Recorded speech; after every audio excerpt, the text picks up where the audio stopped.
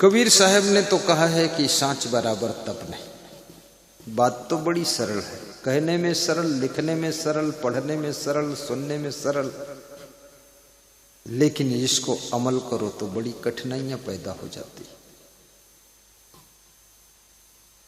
उत्तर प्रदेश का एक व्यक्ति पेट्रोल बेचता था, पिपिया में भर कर पेट्रोल बेचता था। और उस समय पेट्रोल खुला बेचना अपराध माना जाता था। क्यों? क्योंकि पेट्रोल एक ज्वलनशील पदार्थ है। दूर माचिस जलाइए और पेट्रोल का ढक्कन खोल दीजिए, डिब्बा को फट से यहां आग पकड़ देगा। आप पेट्रोल देखिए, उसमें से खुद ही ऐसे निकलता है कि आग की लपट जैसी निकलती रहती। उड़नशील और ज्वलनशील पदार्थ है पेट्रोल। पेट्रोल से बहुत खतरे हो सकते हैं, इसलिए पेट्रोल को किसी डिब्बे में घर में रखने के लिए मना किया गया है कि बहुत खतरा हो सकता पेट्रोल से। तो उस समय सरकार के नियम सख्त थे, तो पुलिस के लोग जांच करते थे कि भाई पेट्रोल खुला कौन बेच रहा है। पेट्रोल पंप से लीजिए, गाड़ी में डलवाइए, लेकिन डिब्बा में मत बेचिए खुला। तो ब्राह्मण व्यक्ति था, उसकी दुकान पर पहुंचे पुलिस जवान और पूछा कि क्या तुम पेट्रोल बेचते हो? उसने कहा हाँ मैं पेट्रोल बेचता हूं। तुम खुला पेट्रोल बेचते हो? बोले हाँ मैं खुला बेचता हूं। तो पुलिस जवानों ने कहा ऐसा मत बोलो, नहीं तो चालान कर दूंगा, अरेस्ट कर दूंगा, जेल चले जाओगे। बोले कहीं भी चला जाऊं, लेकिन मैं सच ही बोलूंगा, मैं पेट्रोल बेचता हूं। मैं जेल में रहना पसंद करूंगा, लेकिन झूठ बोलना पसंद नहीं, मैं पेट्रोल बेचता हूं।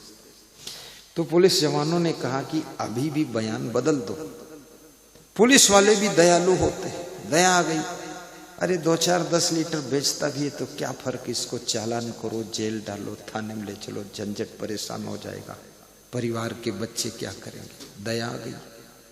पुलिस विभाग में भी बहुत कोमल हृदय के लोग सेवा कर रहे हैं। कितने पुलिस जवान अपने पैसे से भी लोगों को किराया दे देते हैं कि जाओ घर चले जाओ। दयालु हर फील्ड में है। कितनी स्त्रियां तो इतनी दयालु हैं, जिसको भूखा देखती हैं कुछ खिला देती है, लो लो खा लो। ऐसी स्त्रियों को ही देवी कहा जाता है। कितने पुरुष भी बड़े दयालु हैं, बंदरों को भी केला खिलाते रहते हैं, चिड़ियों को दाना चुगाते रहते हैं, मछलियों को आटे की गोलियां खिलाते हैं, चींटियों को शक्कर खिलाते हैं। और कोई दुखी व्यक्ति है तो उसको भी कुछ कुछ मदद कर देते हैं। और जो दयालु होता है, जिसके दिल में दया है, वही तो देवता है। दया भूतेषु अलुलुप्तम मार्दवम ही अचापल। जीव दया और आत्म पूजा कहीं कबीर धर्म नहीं दूजा। दया धर्म को मूल है, पाप मूल अभिमान। तुलसी दया न छोड़िए जब लग घट में प्राण। जिसके पास दया नहीं, उसके पास धर्म भी नहीं रह जाता है, क्योंकि धर्म का प्राण दया है। दया मर गई तो समझ लो आपका धर्म भी मर गया। कितने ऐसे मत हैं, मजहब हैं, जिनमें दया नाम की चीज ही नहीं है। मार काट मांस, मछली, अंडा, मुर्गा, भैंसा, गाय सब खाते पीते। ऐसे ऐसे देश हैं जहां पर सांप खाए जाते हैं, मगर मच्छों को खाते हैं लोग। बिच्छू का नमकीन बनाकर खाते हैं, मधुमक्खियों का नमकीन बनाते हैं, खौलते हुए तेल में मधुमक्खियों को गिरा देते हैं, भून गई फिर थोड़ा नमक डाल के।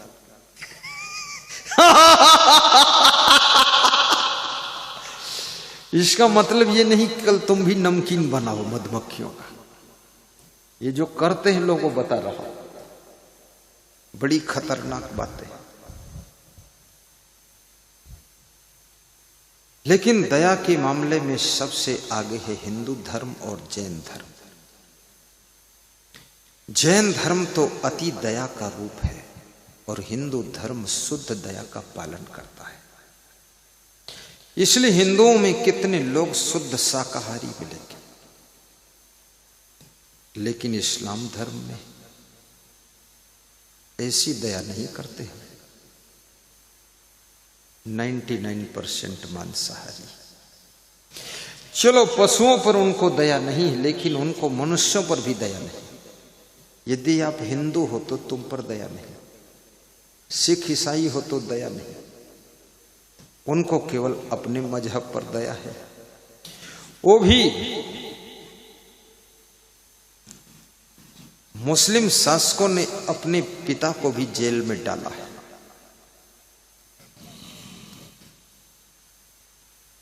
और गद्दी ले लिया है। गद्दी का लालच तुमसे बहुत रद्दी काम करा सकता है, और जब रद्दी काम करोगे तो तुम्हारी भद्दी हो जाएगी। इसलिए गद्दी का लालच मत करिए, अपनी योग्यता को बढ़ाइए। और गद्दी छीना झपटी से, छल कपट से, दंड फंद से कभी मिल भी गई तो गद्दी पर तुम टिक न सकोगे, क्योंकि गद्दी के योग्य अगर नहीं हो तो गद्दी से तुम खिसक जाओगे, फिसल जाओगे। जिनके परिवार में लोग प्रधानमंत्री थे, कई लोग प्रधानमंत्री रहे, कई लोग मुख्यमंत्री रहे, कई लोग मिनिस्टर रहे, आज उनके परिवार की तीसरी चौथी पीढ़ी का व्यक्ति को विधायक बनना मुश्किल हो रहा है। गद्दी कैसे मिलेगी? गद्दी के लिए गुण भी चाहिए।